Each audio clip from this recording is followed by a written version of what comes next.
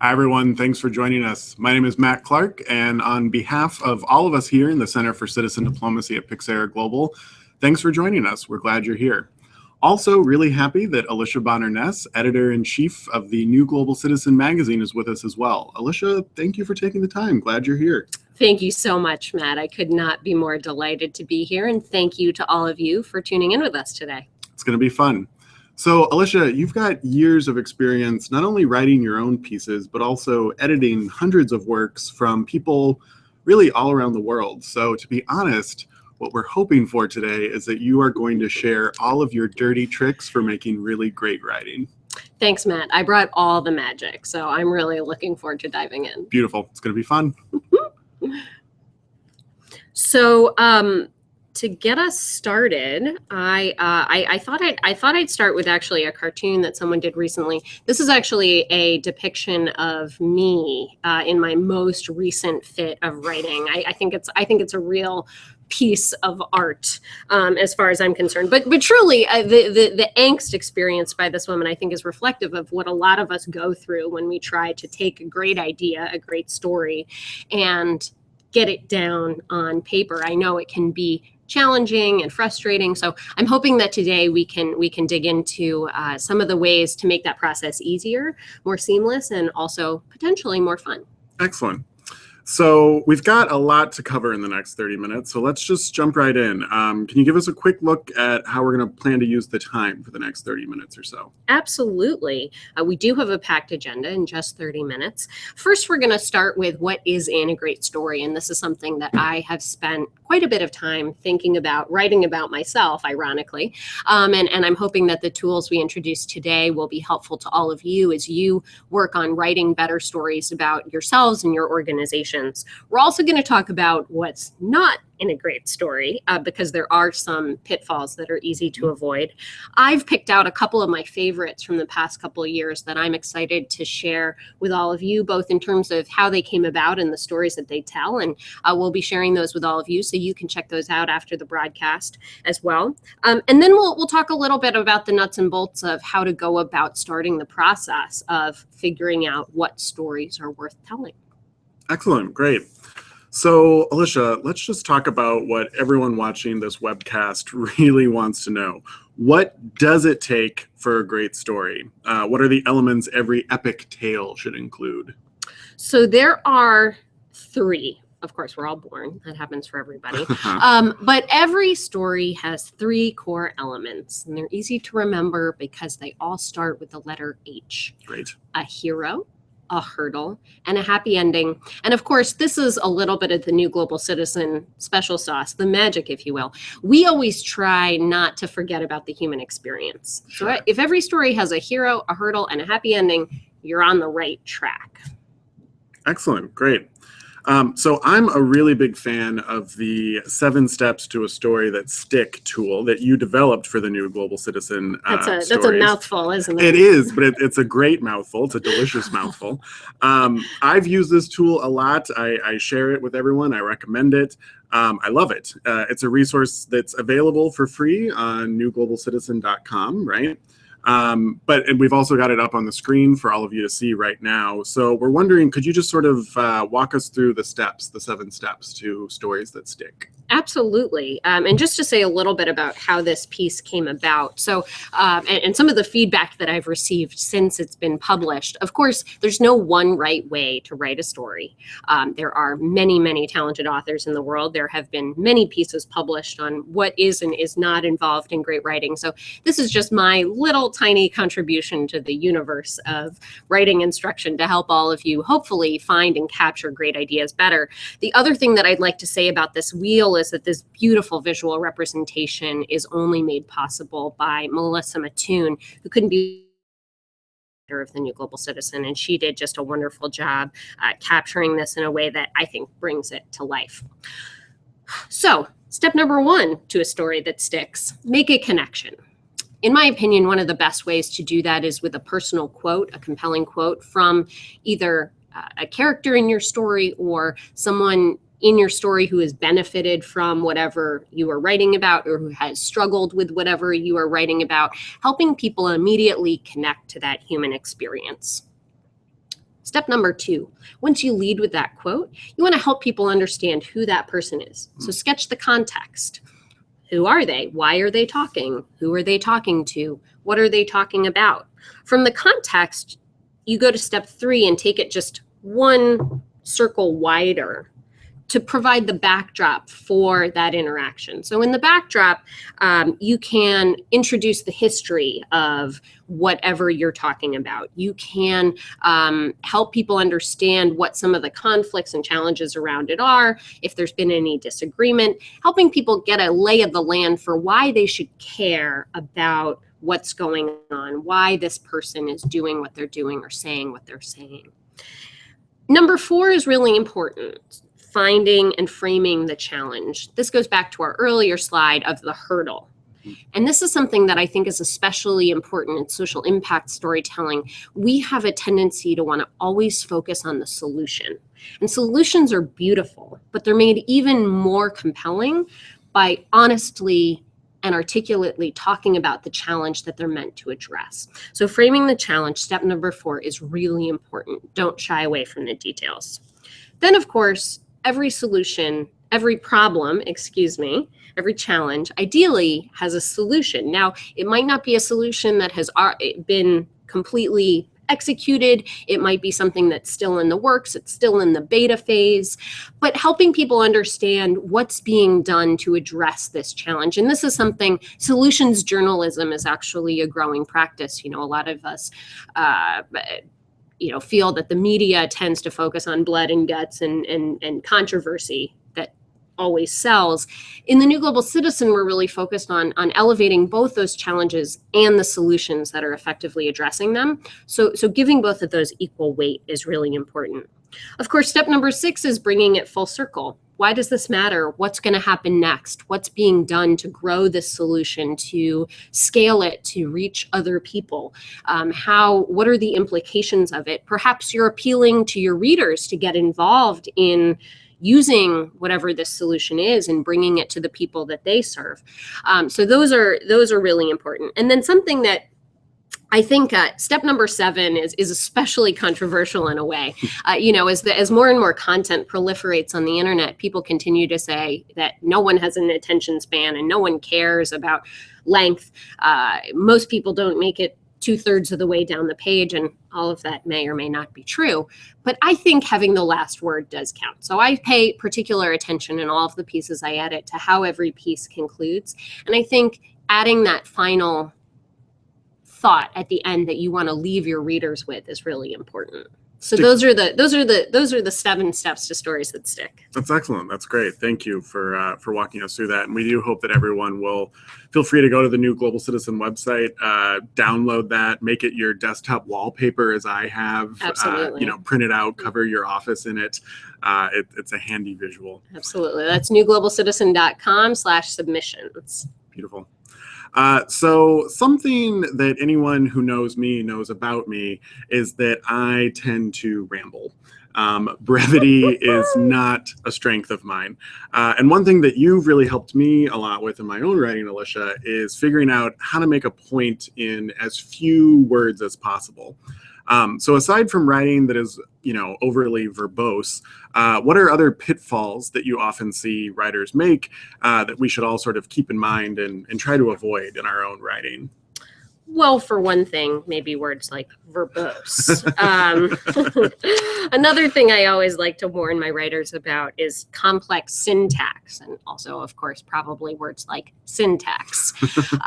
Thinking about writing for your audience is really important, and choosing words that are and structure that are as simple as possible. So if you can say something in 1 8-word sentence and say another thing in another 8-word sentence, do that instead of trying to mush everything together in subclauses and complex structure. You tend to lose people, especially when you're trying to connect people with the human experience. And I think that's something that gets lost a little bit in this big idea of good writing, is that we we think that there's only one kind of good writing, and you really have to write for your audience. So if you're writing your PhD dissertation and you're writing for a panel of tenured professors, then yes, certainly subclauses may be exactly the way that you want to go. But if you're writing for a lay reader who you want to be able to easily understand what your organization is doing and why, you probably want to use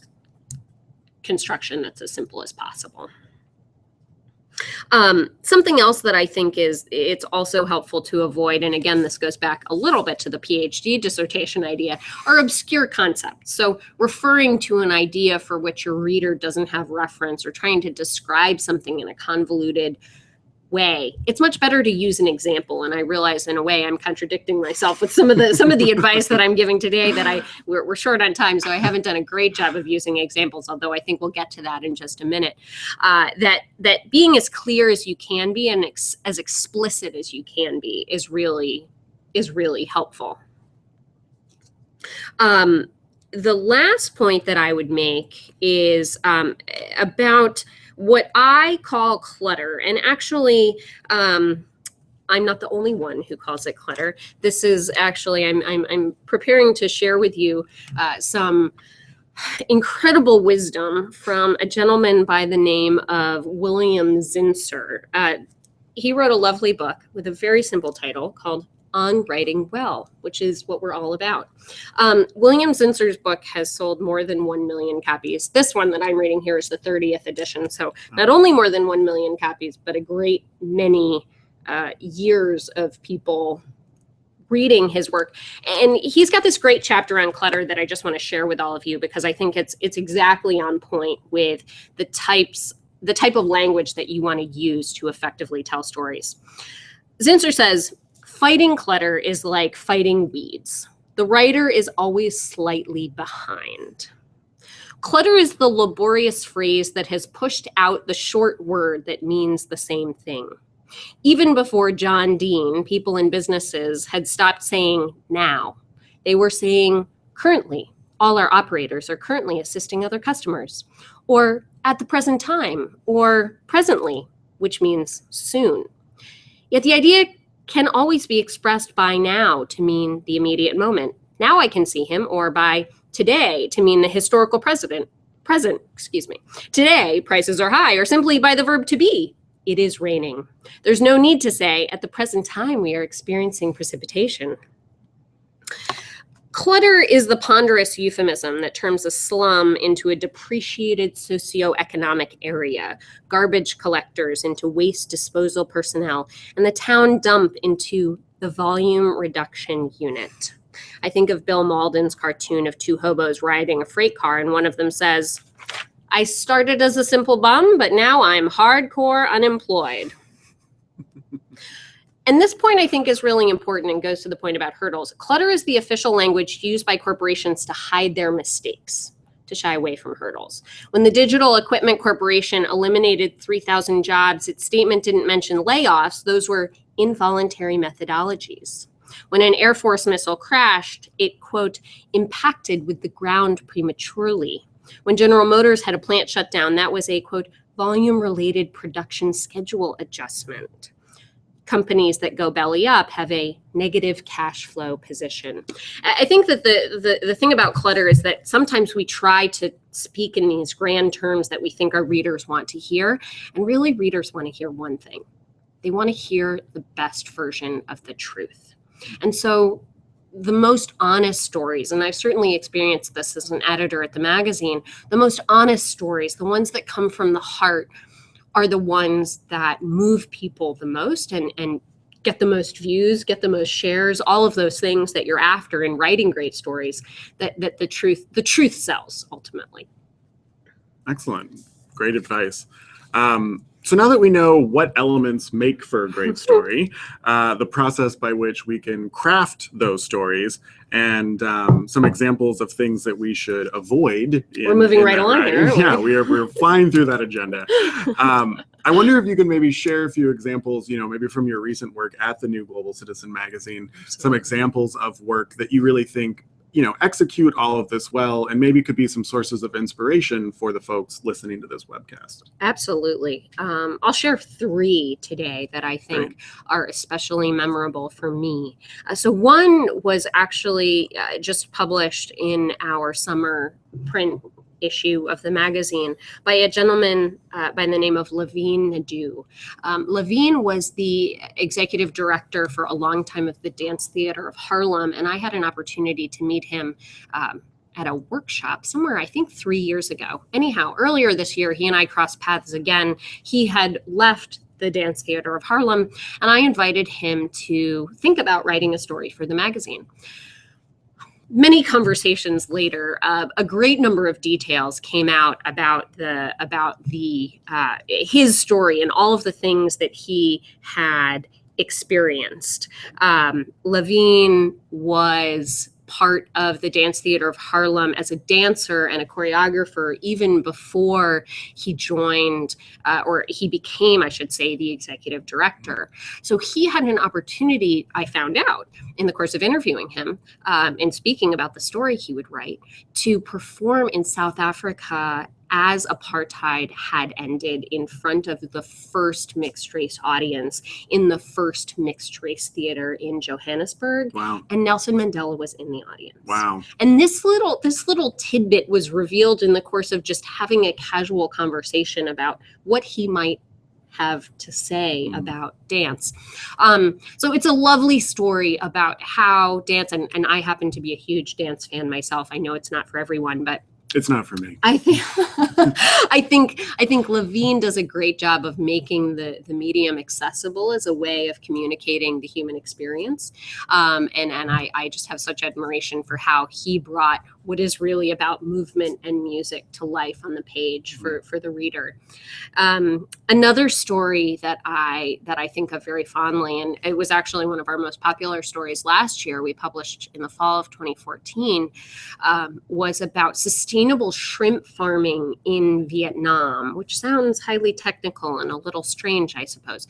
But I found this story really interesting because it's exactly the kind of story that we're after at the New Global Citizen, highlighting, amplifying challenges that people are experiencing around the world that you wouldn't necessarily read about in the New York Times or the Washington Post or the Financial Times or even the Economist, to help people see what's happening. And one of the key foundations of this story is the environmental degradation of modern commercial shrimp farming practices and how they are really devastating the mangroves.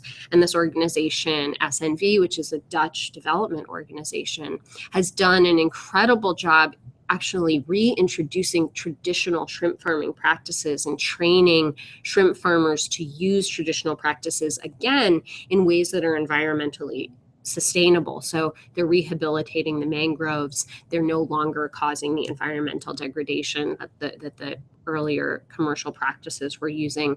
And they're helping their farmers produce organic shrimp, which can be sold at a higher price point, which is more profitable for the farmer. So it's just this amazing win-win-win scenario. And I love stories like that. So for all of you listening today, if you've got a story about something great that you're working on that's overcoming a key challenge, I certainly hope that you'll share it with us, because those are exactly the kind of stories we want to tell. The last story is actually one of my own, and it came about, there was another project that I was working on. I had flown in Senegal, in West Africa, and I had arrived in Senegal very early in the morning. There's an overnight flight from Dulles to Dakar. So I arrived at 6 in the morning, and by 9 o'clock at night, I had already been in 5 different meetings, and I found myself in this house full of Peace Corps volunteers in downtown Dakar, eating a falafel sandwich that had just been freshly made on this very old stove in this very old kitchen. Falafel, by the way, is the best cure for jet lag ever, right? I think we can all agree about that. Absolutely. Yes. Yeah. Absolutely. And I was just sitting eating this falafel sandwich and just completely overwhelmed by how the world works sometimes. And, you know, sometimes we go to the office every day and we sit there and we're like, oh my God, when is this going to be over? That happens to me very rarely, I promise. But you know, sometimes days move really slowly and sometimes time moves really fast. And this was just one of those whip snap, fast moving days. So I got back to my hotel room. I was really jet lagged, although the falafel was definitely helping. And I thought to myself, this has just been an incredibly crazy day. I was surrounded by these people, you know, just an hour before who I'd never met before in my life, who had been referred to me, and we were making connections, designing projects together. I thought, I have to write this down. And so I pulled out my notebook and I just started writing. And I personally am someone who when I get stuck on an idea or something, I write by hand. I know it's not for everyone. I know some people really like that. But for me, there's nothing better than a pen and a piece of paper. A keyboard and a screen can get in my way any day, but a pen and a piece of paper and I'm good to go. So You're old school. I am old school. I am old school for a first draft. Absolutely.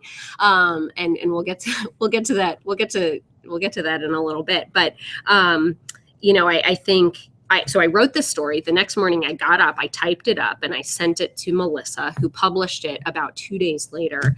I think, you know, we had to run through our editorial review process, and the story was, it was in the early days in the magazine, and it was just so popular. Everyone liked it. Everyone connected to it. Everyone thought, wow, I've had an experience like that. And it was, you know, I think was really a magical moment for me in saying, one, being, you know, able to experience that and to channel that into a story that could be shared through the publication, but also that's stories pass us by in an instant. And if we're not paying attention, they're gone.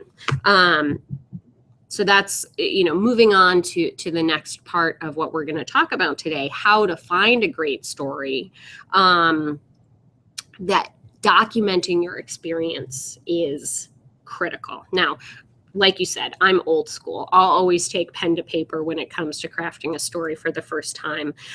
Some people keep journals, and that's a great way to catch tidbits that can turn into stories. I also use iNote. Is that what it's called? iNote on your iPhone, the iPhone notepad or whatever phone you use. If you're an Android user, God bless you. They need the business. that just something happens and you want to remember, you don't want to forget, write it down. I'm also a huge fan of Evernote. I just have a proliferation of note-taking solutions, I suppose. These are all paid endorsements, by the way. Alicia is deeply in the pockets of all of these companies. All completely unpaid, honest endorsements. Thank you, Evernote. But yeah, so documenting your experience, paying attention to what happens, I think is the first step to not missing the stories that are blowing by you every single day. Excellent. Great. I wonder if maybe we could talk a few more, you know, steps in your process, because I think, you know, now that we've sort of seen the steps of the wheel, what to avoid, what to emphasize, some examples of great writing in action. I think a lot of us, when we, you know, sit down to write, just find it really overwhelming to get started. We've got all these ideas, like you said, we've got all these experiences running around in our head. How to actually sit down and either take pen to paper or to get in front of our laptop and actually write it down. So you started to talk about sort of your own process there. I wonder if maybe that could be something we explore for a couple of minutes, of the process of getting these stories out and then refining them. Absolutely.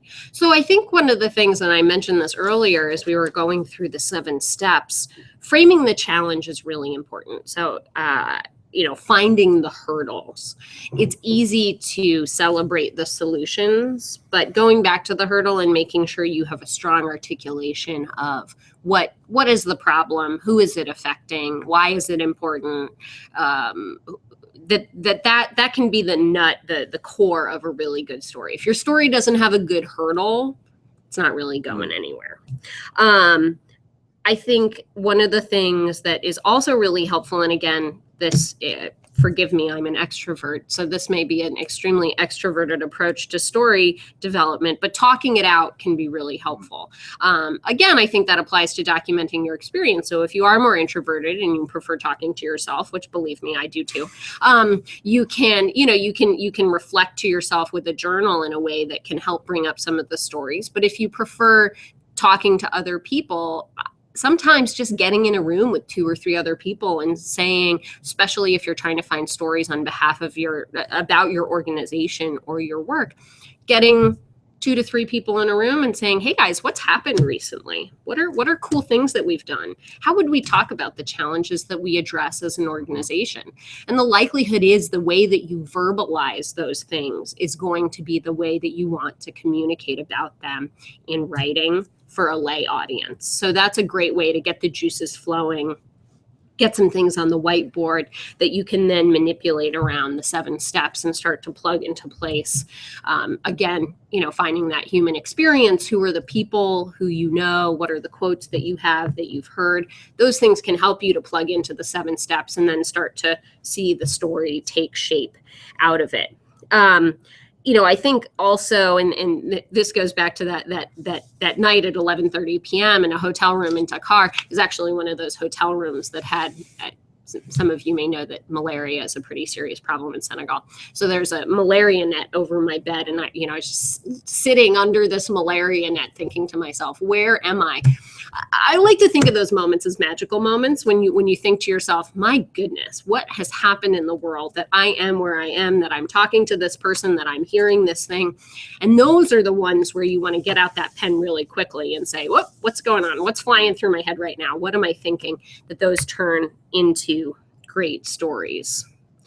And then I think, again, to your point about writing by hand, I truly believe, and this is not only me as an editor, many people believe this, that the best writing is rewriting. So anytime I write a story by hand, I immediately sit down to type it up. And in the process of typing it, I hear it again myself in my head, of course, reading it to myself. And that's a great editorial process. And then not being shy about taking criticism and editorial input from other people. One of my favorite stories about this, I earlier this year, I published a story on the Ebola epidemic and the economic consequences that have followed that serious tragedy in West Africa. It started with 10 interviews, and 8,000 words of typed notes from just logging what people were saying to me on the phone. And I was like, wow, how am I going to turn 8,000 words into a story that anyone will read? So finally, I got it down to about 5,500 words. And that was when I was ready to get input from other people. The final version of the story was about 4,000. So I think acknowledging that even you as a writer, I consider myself a pretty good writer, and I certainly spend a lot of time editing other people's work. Everyone needs an editor, and everybody needs extra eyeballs on their work to say, yeah, that sounds great, or I'd really think about that second subclause one more time.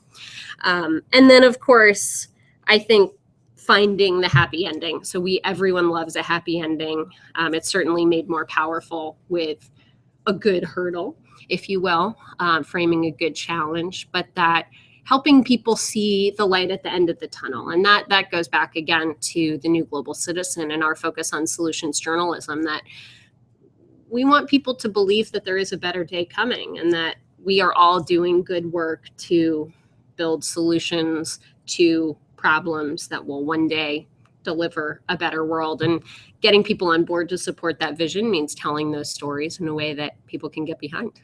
Absolutely. Well, thank you. Thank you for all of that. Really, it's been, I think, extremely useful information. I'm willing to bet that folks watching this webcast are ready to just go get writing right now. I hope so. Right. And we're ready. We're ready for those stories. Exactly. Yes. So we're just about out of time. We're about to wrap up, but I want to, one of the things you mentioned earlier was that it's important to have the last word. As our guest, I'm going to defer to you and let you have the last word. Any last bit of advice or anything you want to implore watchers to think about next? I love curveballs. Just keep throwing them at me. Keep throwing them at me. What's the last word I want to leave you all with? I think that one of the things that is really important is to find quiet. Sometimes when I'm writing a story and I'm in the midst of my everything happening in my world, I'll just leave. I'll take a notebook, a pen, and a notebook, and I'll just go to the park or to a Starbucks. If I have reference documents, again, not another tacit endorsement or another unnamed coffee shop, and just let the ideas burble a little bit. They need to percolate. And I think making space for that. We think that stories come easily, and sometimes they do. Sometimes they're obvious. Writing does come with practice, so the more you do it, the easier it gets. But giving yourself time and being patient with yourself to say, I've got a good story here. Let's give it a second to formulate and incarnate and get that, whether it's on those note apps or writing it down on paper, or whether you're someone who writes really well at your desktop, that being patient with yourself and letting the story.